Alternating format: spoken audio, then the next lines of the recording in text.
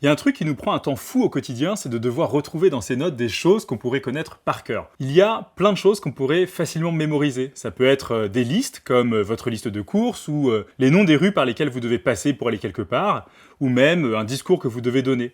Ça peut aussi être des suites de chiffres, comme le digicode pour accéder à votre immeuble, le code PIN de votre carte bancaire, ou encore les dates de naissance de vos neveux et nièces. Pour les apprendre, on va vous présenter des stratégies qui sont largement inspirées d'un livre qu'on a adoré, qui s'appelle « Une mémoire infaillible » de Sébastien Martinez. C'est un gars qui disait avoir une mémoire plutôt moyenne, mais qui, à force d'entraînement, a remporté en 2015 un truc qui s'appelle le championnat de France de mémoire. Et oui, ça existe. Et depuis, il a créé une boîte où il forme notamment des étudiants en médecine pour qu'ils réussissent à apprendre par cœur des milliers d'informations comme celles des planches d'anatomie. Alors, on va essayer de vous transmettre toutes ces techniques du mieux possible et on l'espère sans rien oublier.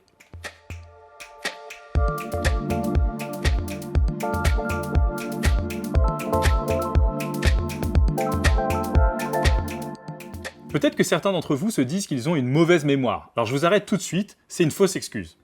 La mémoire, c'est pas un talent inné. Vous pouvez apprendre et maîtriser quelques techniques comme pour n'importe quelle autre matière qu'on vous a enseignée à l'école. On dispose tous de deux types de mémoire. Une mémoire spontanée et une mémoire de long terme. La mémoire spontanée, elle vous permet de retenir environ 7 informations et elle dure en moyenne 18 secondes. C'est la mémoire qu'on utilise quand un ami vous donne au téléphone son digicode, par exemple 1864 pour entrer dans son immeuble. Et on se répète sans cesse le code dans la tête, 1864, 1864, 1864, etc., jusqu'à ce qu'on ait composé le code. Et ensuite, on oublie ce code à jamais. La mémoire spontanée, c'est une mémoire sur laquelle on ne peut pas compter quand on doit retenir une longue suite d'informations, comme par exemple un numéro de téléphone ou une liste de courses. Pour ça, vous devrez utiliser votre mémoire de long terme, et on va vous décrire deux méthodes qui pourront vous aider à l'utiliser au mieux. La première, elle n'est pas vraiment nouvelle puisqu'elle date en fait de l'Antiquité. À l'époque, les orateurs, ils avaient ni imprimante, ni prompteur, et du coup, pour retenir les étapes clés de leur discours, ils utilisaient la technique qu'on appelle le palais de mémoire. L'idée est assez simple, il vous suffit de parcourir de manière imaginaire un lieu que vous connaissez bien, comme votre appart ou votre maison d'enfance par exemple, et d'y placer des images mentales qui vous rappellent les informations à retenir. Et pourquoi ça marche? Parce que cette technique, elle s'appuie sur une particularité du cerveau humain. On a une grande mémoire spatiale. La mémoire spatiale, c'est un type de mémoire qui a sûrement été favorisé par le fait que pendant longtemps, notre survie dépendait de notre capacité à nous orienter dans des milieux hostiles. Il fallait se rappeler du chemin pour retourner à la grotte si on voulait rester vivant pour la nuit. Donc, prenons un exemple. Voici la liste de courses que vous devez retenir. Dentifrice, lait, céréales, essuie-tout, savon. Et pour le palais de mémoire, comme vous ne connaissez a priori pas mon appart, prenons un truc que tout le monde connaît. Imaginez-vous la Statue de la Liberté à New York. Alors j'ai fait des recherches pour cette vidéo et elle s'appelle Libertas, c'est le nom de la déesse romaine de la liberté. Alors je vous laisse imaginer les images qui suivent et que je vais vous décrire. Vous pouvez fermer les yeux pendant que je vous parle pour mieux imaginer. Le visage fermé de Libertas est transformé et elle sourit à pleines dents. Ses dents sont tellement blanches que c'est sûrement grâce à un dentifrice spécial. Il fait très chaud à New York et la couronne de Libertas ne la protège pas assez du soleil. Du coup, Libertas a placé plusieurs couches d'essuie-tout de couleur rouge au-dessus de sa couronne, pour mieux se protéger du soleil. Maintenant, vous pouvez porter votre regard sur le bras droit qu'elle tend vers le haut.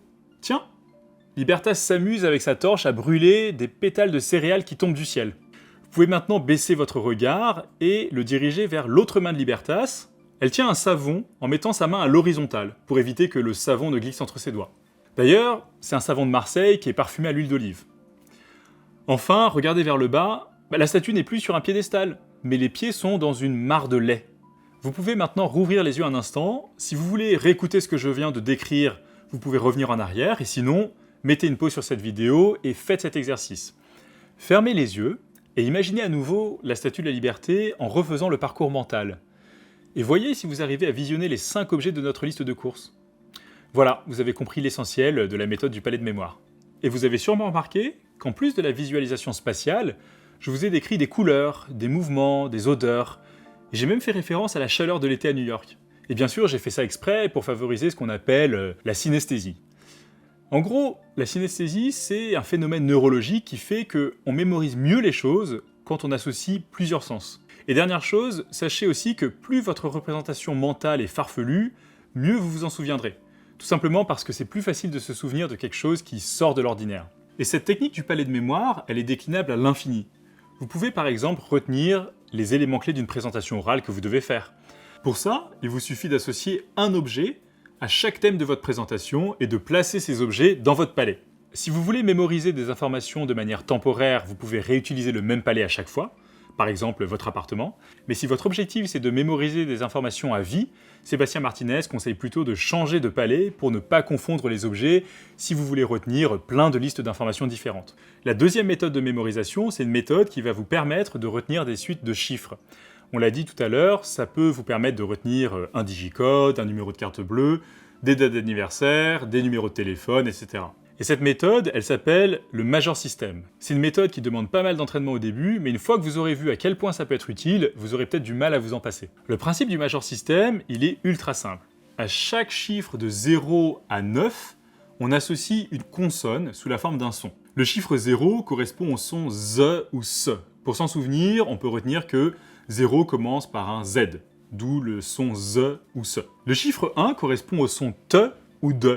Pour le retenir, on peut se dire que les lettres T et D, quand on les écrit, elles ont en commun la verticale, comme le chiffre 1, etc. Il suffit ensuite de transformer les chiffres en mots, en ajoutant simplement des voyelles. Par exemple, le mot tasse est formé des sons T et S, et correspond donc aux chiffres 1 et 0, ou au nombre 10. Et toutou a les consonnes T 2 fois, donc ça correspond à 1 et 1, ou au nombre 11. On vous met à l'écran les associations chiffres-sons. Vous retrouverez ce tableau aussi dans les ressources. Et je vous donne maintenant quelques astuces qu'on a empruntées à Sébastien Martinez, le champion de France de mémoire, pour retenir ces associations entre les chiffres et les sons. Le 0 correspond au son Z ou S, on l'a dit, parce que 0 commence avec la lettre Z. Le chiffre 1, on l'a dit, c'est les sons T ou D, et les lettres T et D ont en commun la verticale comme le chiffre 1. Le chiffre 2 correspond au son N, ou à la lettre N. Et on peut retenir qu'il y a 2 jambes quand on écrit la lettre N. Vous l'avez deviné, le chiffre 3 correspond à la lettre M, et il y a 3 jambes dans la lettre M quand on l'écrit.